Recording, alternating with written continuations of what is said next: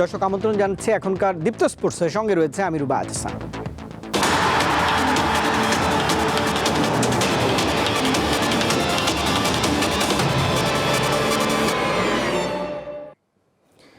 BPL ক্রিকেটের দ্বাদশ আসরের পূর্ণাঙ্গ সূচি প্রকাশ করেছে Bangladesh cricket board BCB. ২৬ December থেকে শুরু হতে যাওয়া টুর্নামেন্টের ফাইনাল অনুষ্ঠিত হবে আগামী বছরের ২৩ জানুয়ারি। মঙ্গলবার এক সংবাদ বিজ্ঞপ্তিতে জানানো হয়েছে, পূর্ব নির্ধারিত সময়ের চেয়ে ৭ দিন পিছিয়ে ২৬ ডিসেম্বর থেকে মাঠে গড়াচ্ছে এবারের বিপিএল আসর। এবারের আসরের প্রথমবারের মতো মিরপুর স্টেডিয়ামের চেয়ে বেশি ম্যাচ পাচ্ছে সিলেট এবং চট্টগ্রাম। বিসিবির প্রকাশিত সূচি অনুযায়ী এবার হোম অফ ক্রিকেট ভেন্যুতে ম্যাচ হবে ১০টি, আর সিলেট আন্তর্জাতিক স্টেডিয়াম এবং চট্টগ্রামের বীরশ্রেষ্ঠ মতিউর রহমান স্টেডিয়ামে ম্যাচ হবে ১২টি করে। টুর্নামেন্টের সবচেয়ে গুরুত্বপূর্ণ 4টি প্লে অফ ম্যাচ সহ ফাইনাল অনুষ্ঠিত হবে মিরপুর স্টেডিয়ামে। বরাবরের মতোই লিগ পর্বে প্রতিদিন 2টি করে খেলা অনুষ্ঠিত হবে। দিনের প্রথম ম্যাচ দুপুর 1টায় এবং দ্বিতীয় ম্যাচ শুরু হবে সন্ধ্যা 6টায়। তবে শুক্রবারের ম্যাচগুলো শুরু হবে দুপুর 2টায় এবং সন্ধ্যা 7টায়। সাধারণ ক্রিকেটারদের মতো প্রতিবন্ধী খেলোয়াড়দেরকেও সকল ধরনের সুযোগ সুবিধা দেওয়ার আশ্বাস দিয়েছেন বাংলাদেশ ক্রিকেট বোর্ডের ফিজিক্যালি চ্যালেঞ্জ ক্রিকেট কমিটির চেয়ারম্যান জুলফিকার আলী খান। 34তম আন্তর্জাতিক এবং 27তম জাতীয় প্রতিবন্ধী দিবস উপলক্ষে বিসিবিতে আয়োজিত অনুষ্ঠানে একথাই জানিয়েছেন তিনি। এ যেন এক ভিন্ন রূপ মিরপুর স্টেডিয়ামের একাডেমি ভবন। কেউ স্ক্র্যাচে ভর করে, কেউ লাঠিতে ভর দিয়ে দাঁড়িয়ে আছেন, মুগ্ধ হয়ে শুনছেন ডায়াসে থাকা দেশের সাবেক ক্রিকেটারদের কথা।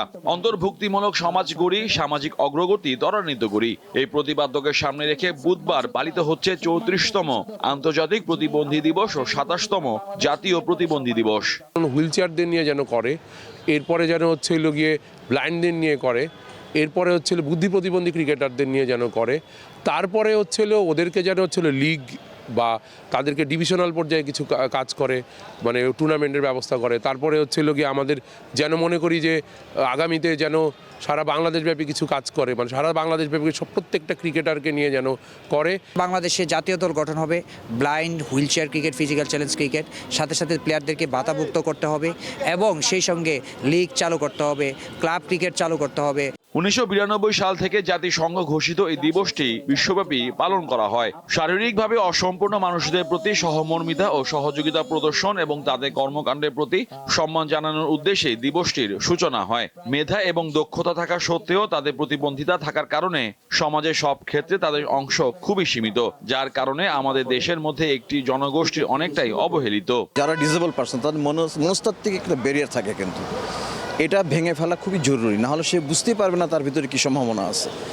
এই জন্য আমরা প্রথমে চেষ্টা করব তার মনস্তাত্ত্বিক যে স্বাস্থ্য সেটা রক্ষা করার চেষ্টা করব, এবং আমরা ক্রমান্বয়ে একটা নিজস্ব ভবনে চলে যাব যেখানে এদেরকে ট্রেনিং দেওয়া যাবে ইন হাউস।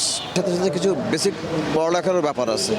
এমনও যদি হয় যে সম্ভব যদি হয় আমাদের পক্ষে যে তাদেরকে একটা মান্থলি স্কলারশিপ দেওয়ারও যদি চিন্তাভাবনা আমরা রাখতেছি।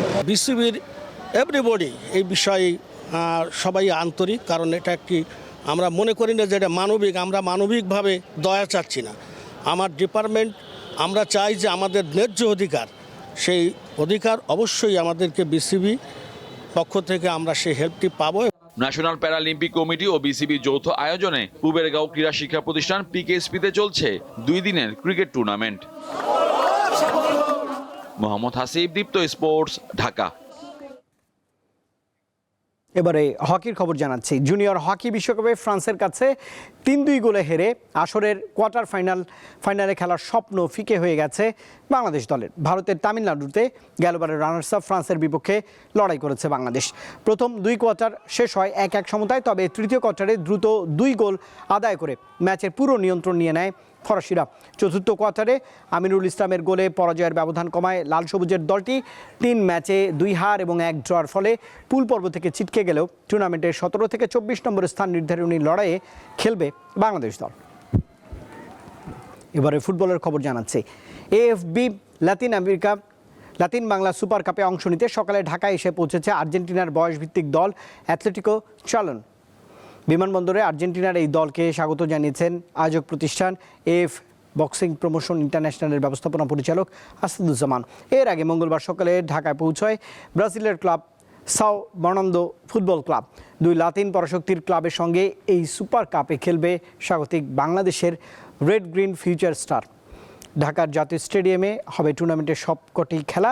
এদিকে 11 ডিসেম্বর ঢাকায় আসার কথা রয়েছে ব্রাজিলের বিশ্বকাপ জয়ী কিংবদন্তি কাফু এবং আর্জেন্টাইন কিংবদন্তি ক্যানিজিয়া। দর্শক, এই খবরের সঙ্গে শেষ করছে আজকে দীপ্ত স্পোর্টস। দেশ বিদেশের খেলাধুলার নানা রকম খবর পেতে দীপ্ত স্পোর্টসের সঙ্গেই থাকুন আর চোখ রাখুন দীপ্ত টেলিভিশনের ডিজিটাল প্ল্যাটফর্মগুলোতে।